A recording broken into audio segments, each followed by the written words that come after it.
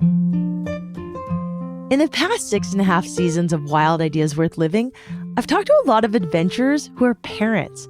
I've heard them talk about the challenges of adventuring when you have kids, but also about the magic of seeing nature through their children's eyes. Even though I'm not a parent, I am an aunt. My own niece and nephews are always showing me cool stuff like lizards on the side of the trail or funny shaped rocks. Simple things that I might not have noticed otherwise. Harrison, what do you like best about hiking? I like the... Wait. We can't have noise in the background. The podcasts are quiet, so you come sit here next to me. Come sit right here. Okay, ready? Harrison, what do you like about hiking? I love that the views. You like hiking to get to the views? Yep. What did you see in the views?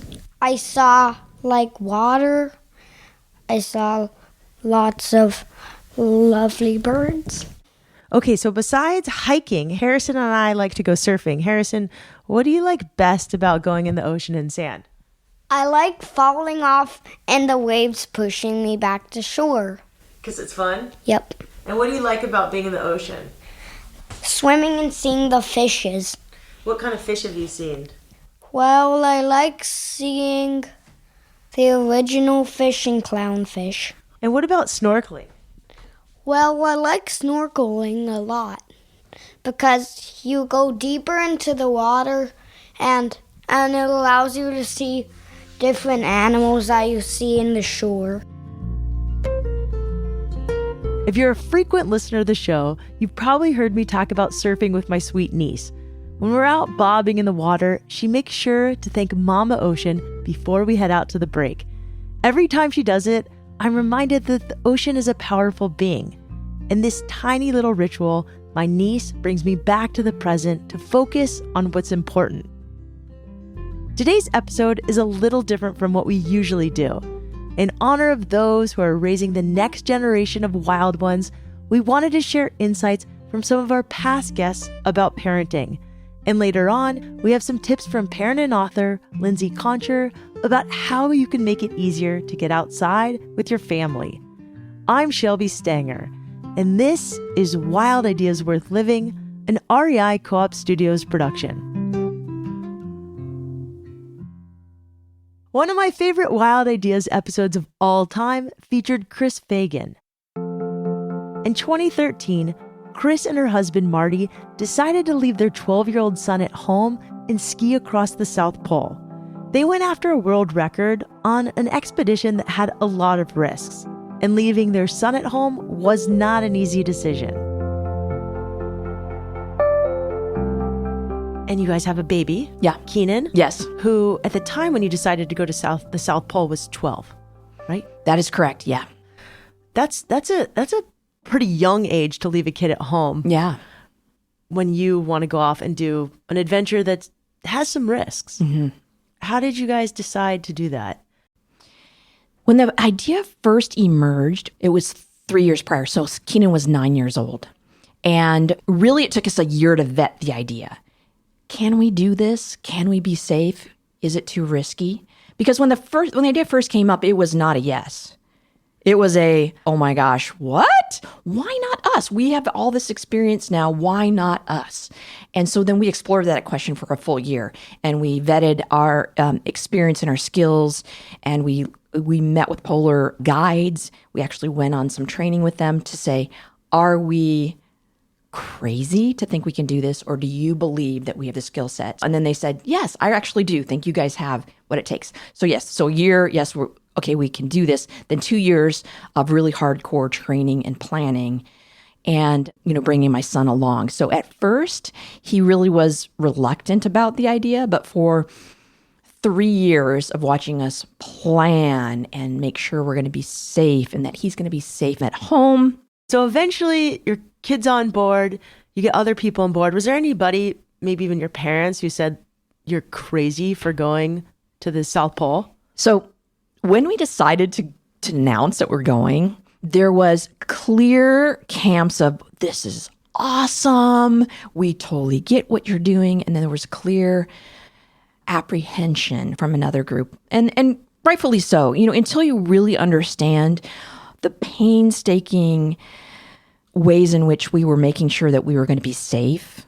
When you just hear it, you think, that's irresponsible.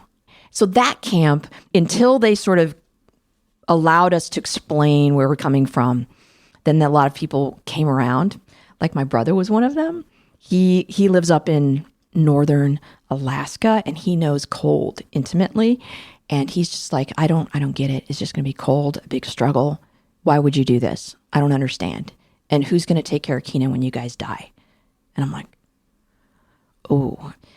Some people just don't understand why some athletes want to struggle. Why do we want to struggle? And why do we want to put ourselves in harm's way? What's that answer? It's a hard answer to explain, but the short answer is we are on this planet to live, right? Fully. And once you figure out what your thing is that makes you feel most alive, I feel like that's what you need to go do.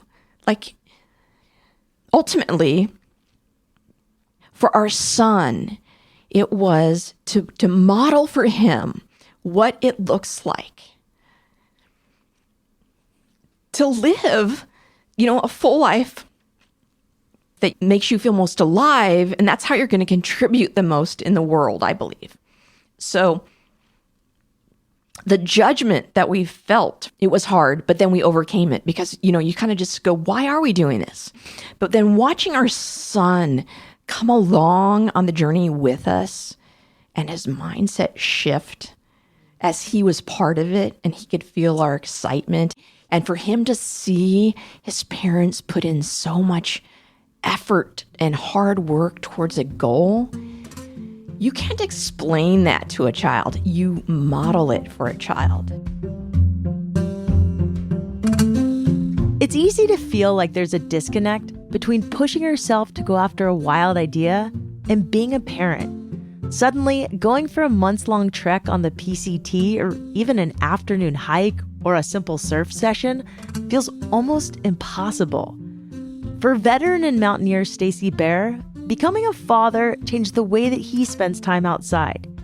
It's been a priority for Stacy and his wife to encourage their daughter, appropriately named Wilder, to create her own relationship with the outdoors. And sometimes that means doing what she wants to do. For us, it's been really helpful to let Wilder lead and not set out any huge goals of like, we're going to hike 10 miles or 12 miles or whatever. Because Jimmy Chin's kid is climbing the Grand Teton by the time she's 7, which is awesome.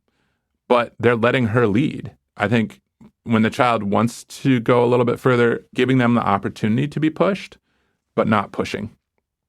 Giving them the opportunity for rest and giving them the opportunity to say, no, I don't want to go. I don't want to do that. I think is really good. I mean, there are times where I try to ask Wilder, and then there are times where I just tell her, like, hey, we're going to go do this hike. And generally, she might complain about it the whole time there, and then, like, getting her off the hike. Like, we may not finish the hike. We may not hike the 2 miles or 3 miles or 5 miles that I was hoping to go, but we might spend 2.5 hours playing fairies and looking at mushrooms and cool sticks and leaves. That's so cool. Do you play hot lava where you guys, like, walk on the logs? Yeah, I mean, we've been in so much hot lava. We've been in, and then, yeah, I mean, and I think that's a really great point, actually, because like letting them take the lead on that stuff, right? And you get your imagination back. And so, like the other day, we're driving home from a little adventure and talking about what we wanted to do. And we said, hey, what big adventure would you like to go on? And she said, I want to go to Horse Park. And we're like, what's Horse Park? And she goes, Horse National Park, where all the horses are. And so it would have been really easy to be like, well, there's no Horse National Park.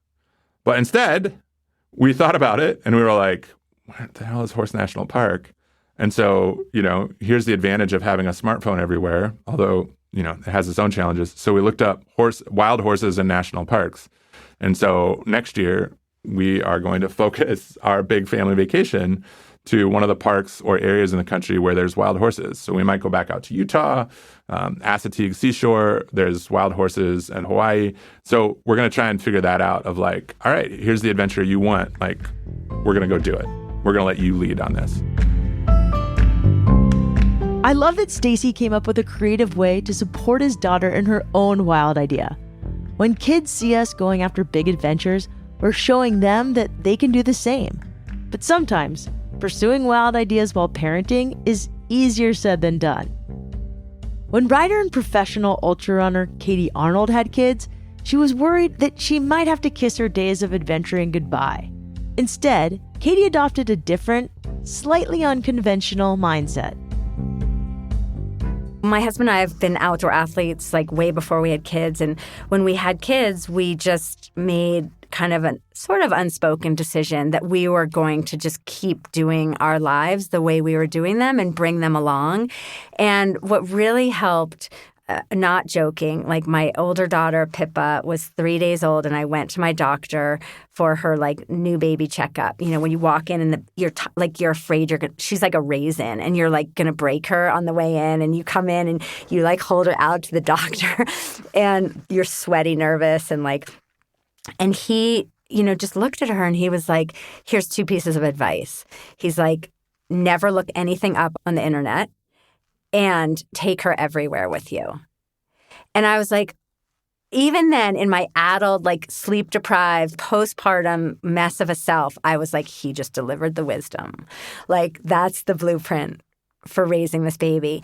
And of course, we already had the blueprint in our lives as being like river runners and hikers. We trekked in Nepal and, lots of things. So like we had the foundation, but that was like permission to keep going with what we wanted. And early on, like we took our older daughter and actually our younger one too on their first river trip when they were 10 months old, which is kind of nuts. And I just remember getting there and being like, oh my God, like, what are we doing? I mean, let's be real. We're 5 days out of cell range with a newborn, right? But we went with some friends who had raised their own kids on rivers. And so we had these good mentors, but we got to the put-in and I'm having I'm hyperventilating, like, I can't do this, like, I'm the worst mother in the world. And there at the boat launch, just finishing like a 3-day trip, is a woman with like a baby exactly my daughter's age. And I was like, practically like falling on her with relief, like, oh my God, you did this too. Like, how was it? And she's like, well, this trip was great. She's like, this is his second river trip. And I was like, I'm good. Okay, like, I'm all right. I'm going to survive this. And I just remember looking at her and she was like super badass with like the river, sandal tan, and like she had this baby. And I was like, okay, I can do this. But when we got back, people were critical and they're like, why would you take a baby down a river? Like, they'll never remember. And this is the big point. And I was like, they're not going to remember this river, but we're training ourselves as parents to take them out when it's hard and to do hard things. Like, I changed so many diapers on the floor of a tent, and like I would nurse my babies on the river so that it was like, like the breast milk was like sandy and muddy, dirty, because I was. And it was like, you do that enough and you're like, okay, other things with raising kids that would seem hard no longer seem so hard, right? Like, now I can get home and like, wake up 4 times a night because I'm in my own bed. And so it moves the mark so that everything else feels easy in comparison. And you're just creating this life, this expectation for yourselves as parents that you're going to keep doing these things, which isn't to say it's ever too late to start. I don't think so. I feel like any new parent or parent listening, get your kids outside in any way you can and start whenever you can. But it's been good for our family to start so young because our kids are just steeped in it. Like, that's just how we live. When kids are exposed to nature on a regular basis, they learn what to expect and what they can get excited about in the wild. Maybe they found a secret blackberry patch to explore, or maybe they'll get to practice skipping rocks on the river. Whatever it is, making the outdoors a part of their routine will foster a lifelong relationship with nature. Evelyn Escobar prioritizes taking her daughter hiking as much as possible. She's the founder of Hike Club, a national nonprofit that brings women of color together in the outdoors. When she became a mom, Evelyn quickly had to learn some tricks to make it easier to take her daughter with her on the trail. How has having a kid changed how you get outside or how you think about nature? I now have to prepare so much more to get outside with a child than I did before. And, that's making sure Like, we both have water, making sure I have the carrier, making sure that I have the sunblock, the sun hat, all of the things. You know, for me, it's so easy. I can like grab my fanny pack, put on my hiking shoes, get some water and go. But obviously for her, I want to make sure that she's having a comfortable experience, because I also don't want to like traumatize her. And then she doesn't want to go out into nature because she's like, oh, my mom would always just like rush me out and I never had fun or was comfortable. So that is definitely key. But also, it looks so different. You know, she enjoys hiking. I mean, I hiked up until I was around 8 months pregnant. So now, you know, having her earthside for almost 2 years now, she falls asleep in the carrier because that like familiarity of hiking and how my body rocks is like so comforting to her. So that, but also just sitting in the park and sitting on a blanket and taking off her little shoes and letting her run around in the grass so that she can get the effects of grounding, not even realizing that she's grounding in that moment. You know what I mean? She is just so naturally curious, which, you know, all kids are. She loves to get dirty. She loves animals. And I just continue to feed her experiences that will allow that curiosity to remain open, but also to allow her to feel comfortable in getting outside and really just trying to come from this place of openness and exploration and innate curiosity and following their lead ultimately.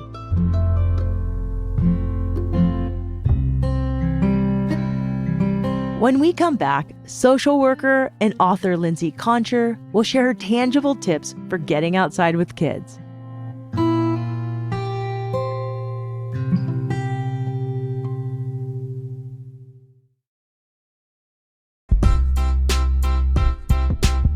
Adventuring outside with your kids can be hard, or at least that's what I hear.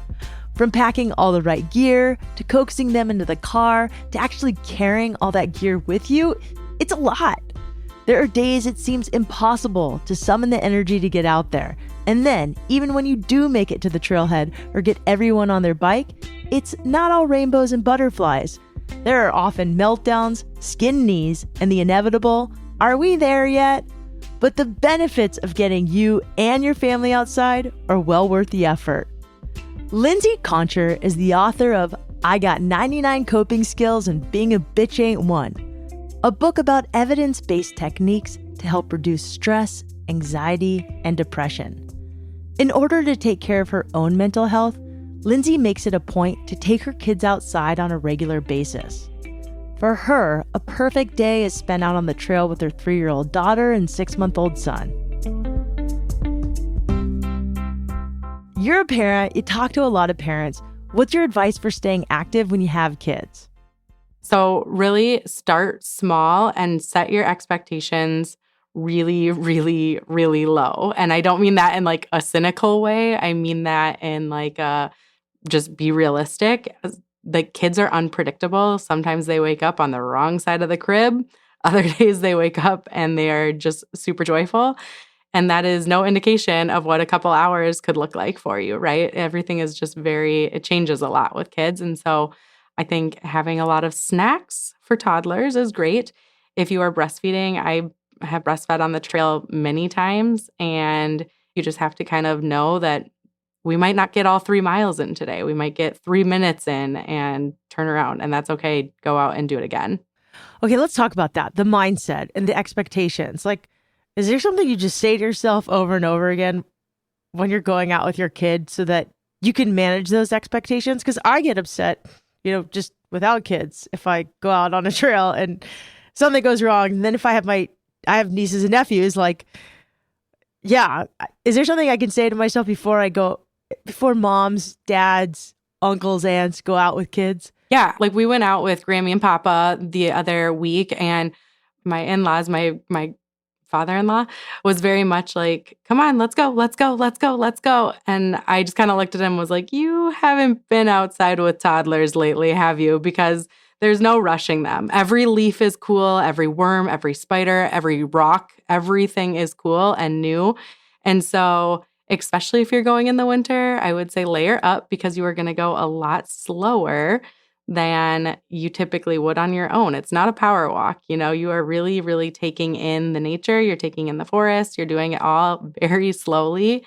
And sometimes that can be really frustrating because you do just want to move. And that's just not always the option. So you just have to go really, really slow. You're still moving, but just slowly. I love that story. So do you have any other stories of how you adventure with your kids? Yeah, I'm in Minnesota and we love to go up to the North Shore. The Superior Hiking Trail is our favorite spot.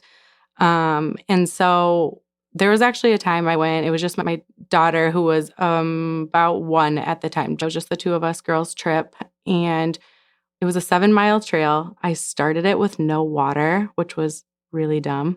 I also didn't bring any snacks for her. So she just had my breasts on the trail. And so it was just a very ambitious hike and I was not well prepared. We summited and I looked around, was like, wow, this trail wasn't even that good. Like I was just really disappointed in the whole thing. And on the way back down, I literally was in tears because it wasn't what I wanted. It wasn't what I expected. It wasn't what we had done before. And on the way down, I literally was barely able to see like the roots that I was walking over and like all the different things because of my tears flooding my eyes. And I just kept saying to myself, you can go slow, but you can't stop. Out loud to myself in the woods saying, you can go slow, but you can't stop. Because if I stopped, I honestly don't know if we would have made it out. Like it was just, we just did it. And when we were done, it felt so good to have done it and to go through a really bad hike and know we survived and we'll go back out tomorrow. Isn't that interesting that some of the best adventures are the ones that are kind of terrible? Yeah. So snacks, gear, like what has helped? What has made these trips a success? Applesauce on the go. Any like easy to grab snacks like that she can have that's also hydrating her, which is really, really helpful. Obviously bring water, that one that I talked about earlier. Don't do that. Have extra water on hand. And also for layering, really, really important that like we always have a merino wool base layer. It's just really helpful. It's really breathable. And so she's always really comfortable. And then I would pack an extra pair of socks and like a nice solid pair of waterproof boots. But let's be honest, she sees a puddle, that girl is going straight for it, right? And so wet socks, nobody wants to walk in that for extra miles. So you can always change it out and we make it happen. What's the biggest obstacle in adventuring with kids? Leaving the house. Just leaving the house is sometimes, like I said, the mindset. It's like every time there's so many days I'm like, oh, we should get out. We should get out. We should get out. And I finally do it. And I'm like, what took me so long? It feels so good to get out here. She loves it. I also have a 3-month-old. He's great in the carrier. And it's just, once we are outside, we are so much happier. And it's like when you go to work out and you're like, oh, I don't want to go to the gym. And then you finally get there and you feel so good, right? It's like the same thing getting out on the trail. What about keeping kids engaged? Not every kid likes the outdoors right away. Although, I don't know. Let me take that back. I think most kids like the outdoors. So how do you keep them engaged even if the hike is a little long? Yes. We have to sometimes entice my daughter, like, hey, did you see that rock up there? Or look, like a lot of times we'll see those like tree fort kind of things as we, people built, or like the rock sculptures and things. So like, oh, do you see that? And so we do have to kind of like encourage her. And you can also do things like preemptively. So if you make like a scavenger hunt and you need to, cross off the things on the list, if for younger kids, just use pictures and you can do different colors and different shapes and all sorts of things. So there's so much like book learning that you can actually do on the trail too. Like the outdoors teaches kids so much. And that's why I think it is something that every kid can get into and love. But if you don't love it yourself, that does rub off on them. So you have to kind of find the things that you enjoy so they can kind of pick up and catch some of that fun that you're feeling too.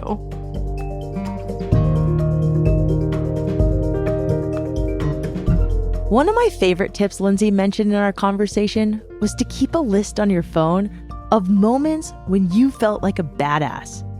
Maybe it was the first time your kid walked on a hike instead of being in their carrier.